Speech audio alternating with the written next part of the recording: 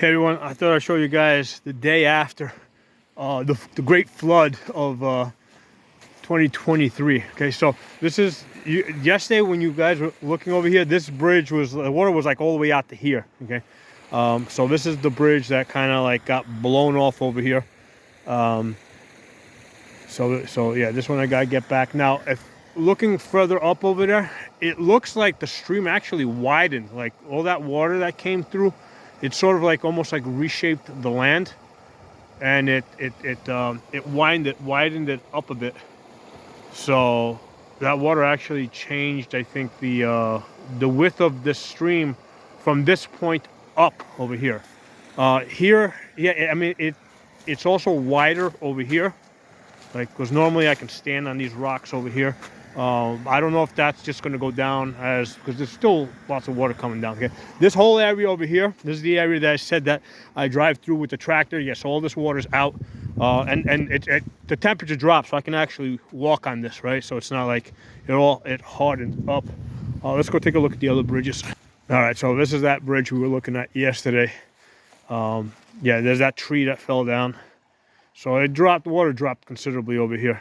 So yeah, this basically I gotta hook up to it, throw a chain around this and just basically kind of just drag it out of there, because eventually this tree is going to come through this bridge and knock this out.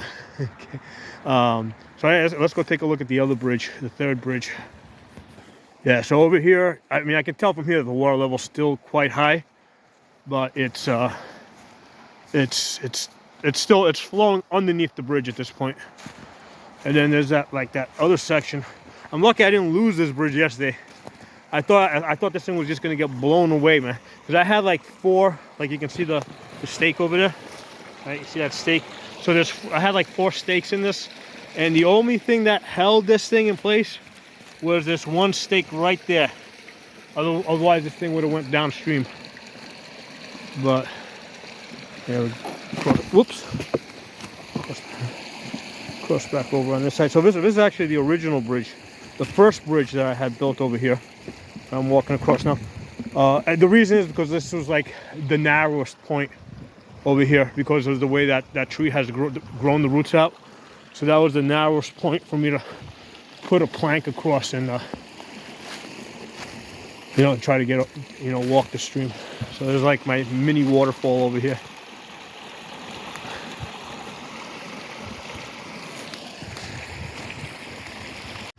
Oh, somebody had asked me about my fish, if they got swept away.